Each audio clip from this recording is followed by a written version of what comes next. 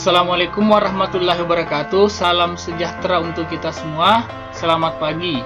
Semoga semuanya dalam keadaan sehat walafiat. Pada kesempatan ini kita akan membahas mata pelajaran PPKN. Untuk kelas 11 bab pertama, kita akan membahas tentang hak asasi manusia dalam perspektif Pancasila. Nah, dalam bab pertama ini ada beberapa tujuan pembelajaran yang harus kalian capai. Yang pertama yaitu diharapkan kalian mampu meningkatkan kepedulian terhadap hak asasi manusia secara signifikan. Yang kedua, diharapkan kalian mampu menguraikan berbagai macam hak dan melakukan analisis terkait keterpenuhan hak. Yang ketiga, melalui beberapa kasus pelanggaran hak asasi manusia yang akan diuraikan nantinya, diharapkan kalian mampu memanfaatkan teknologi untuk mencari informasi pelanggaran hak asasi manusia secara terperinci. Kemudian yang keempat, setelah memahami materi pembelajaran tentang hak asasi manusia dalam perspektif Pancasila, diharapkan kalian mampu menghormati dan menghargai hak asasi setiap orang dengan penuh tanggung jawab. Nah, dalam bab pertama ini ada 4 materi yang akan kita bahas. Yang pertama yaitu hakikat hak asasi manusia. Yang kedua, hak asasi manusia dalam dasar negara, konstitusi negara, dan peraturan perundang-undangan. Yang ketiga, pelanggaran hak asasi manusia di Indonesia. Yang keempat, upaya penegakan hak asasi manusia dalam perspektif Pancasila. Nah, pada video kali ini kita akan khusus membahas tentang hakikat hak asasi manusia.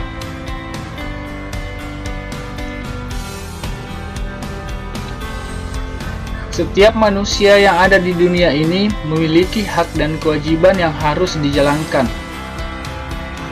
Hak adalah kepunyaan atau kepemilikan. Untuk asasi sendiri itu memiliki arti hal mendasar. Jadi hak asasi manusia adalah hal yang mendasar dan utama dan harus dimiliki oleh manusia. Sedangkan kewajiban merupakan sesuatu yang harus dilaksanakan dengan penuh tanggung jawab.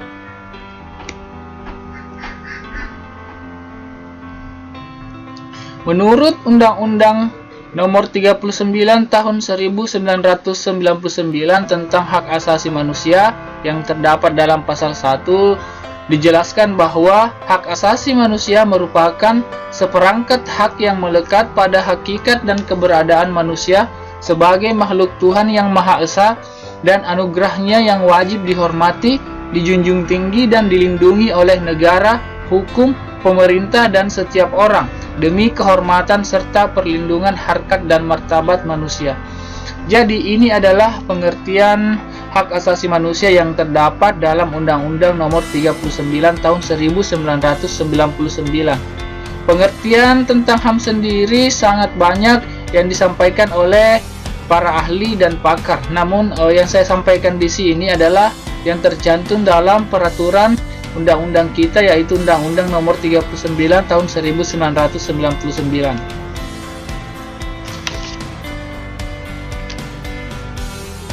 Selanjutnya, sifat-sifat dan unsur-unsur HAM.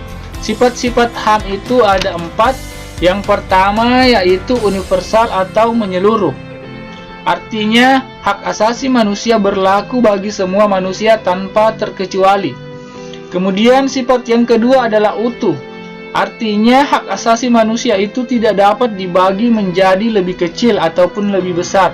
Manusia berhak atas seluruh haknya secara utuh. Yang ketiga adalah hakiki. Hakiki artinya di sini bahwa hak asasi manusia itu melekat pada setiap manusia sebagai makhluk Tuhan yang Maha Esa. Jadi pada dasarnya hak asasi manusia itu sudah ada kepada setiap manusia. Kemudian sifat yang keempat adalah permanen atau kekal. Permanen atau kekal di sini dimaksudkan bahwa hak asasi manusia yang ada pada diri manusia itu tidak dapat dipindah tangankan atau dicabut oleh kekuatan yang lain. Kemudian unsur-unsur HAM. Unsur-unsur HAM di sini ada 4 ya. Yang pertama adalah keistimewaan atau privilege. Artinya di sini adalah suatu keadaan saat seseorang memiliki sebuah keistimewaan untuk melakukan sesuatu, bukan karena diwajibkan. Seperti hal contohnya seseorang yang sedang berulang tahun ya, dia memiliki suatu keistimewaan sehingga terkadang temannya memberikan dia kado walaupun tidak diwajibkan. Nah, itu adalah salah satu contoh dari keistimewaan. Kemudian yang kedua adalah klaim.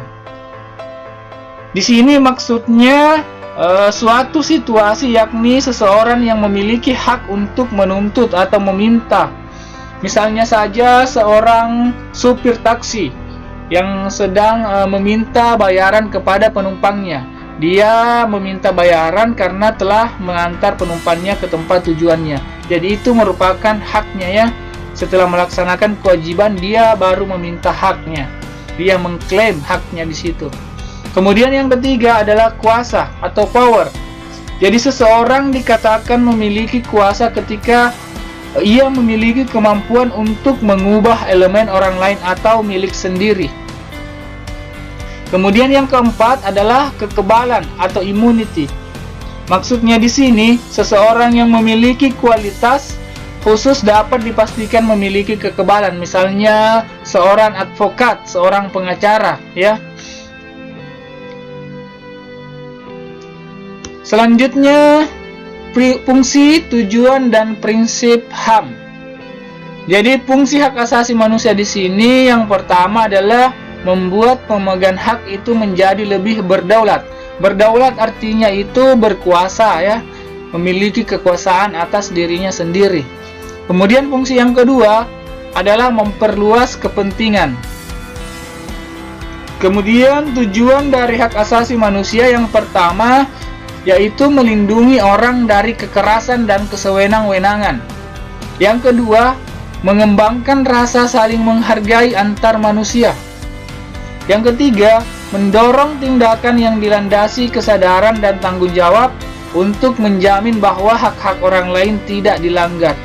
Jadi, kita harus memperhatikan hak-hak orang lain, jangan sampai hak-hak orang lain itu kita langgar.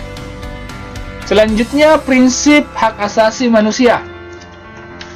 Di sini ada dua pendapat ya. Yang pertama, pendapat dari Manfred Nowak. Manfred Nowak mengatakan bahwa prinsip dari hak asasi manusia itu ada tiga. Yang pertama adalah prinsip universal.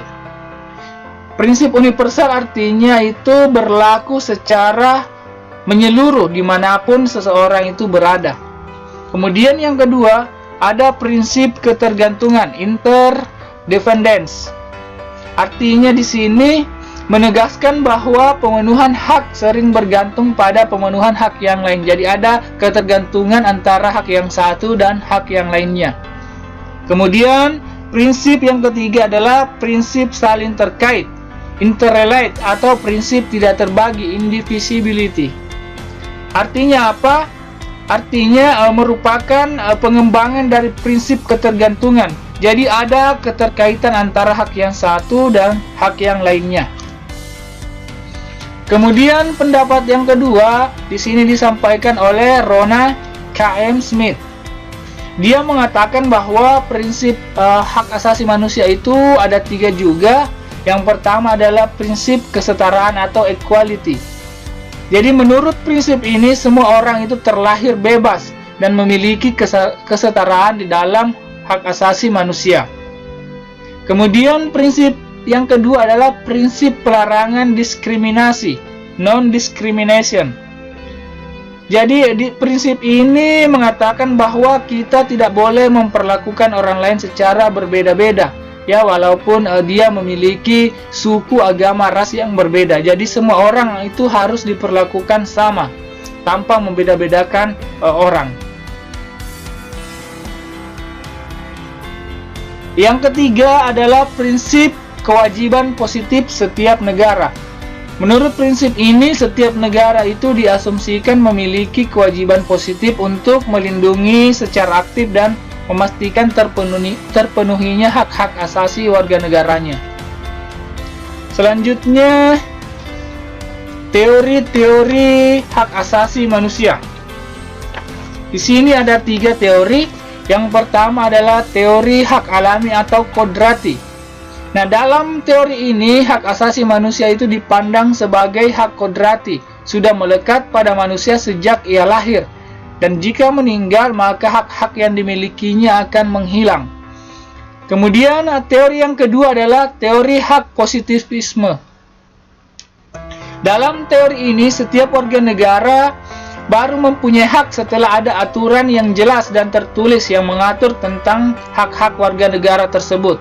Misalnya saja di Indonesia ya, kita memiliki aturan yang mengatur tentang hak asasi manusia, terdapat dalam Undang-Undang Dasar Negara Republik Indonesia tahun 1945 dan juga pada Undang-Undang Nomor 39 tahun 1999 tentang hak asasi manusia. Kemudian teori yang ketiga adalah teori relativisme budaya ya.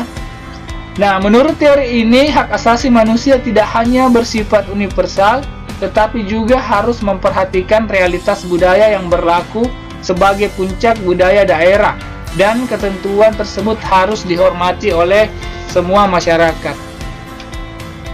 Nah, baik, pada kesempatan ini cukup sekian yang dapat saya sampaikan. Mudah-mudahan bermanfaat. Saya akhiri dengan ucapan Assalamualaikum warahmatullahi wabarakatuh.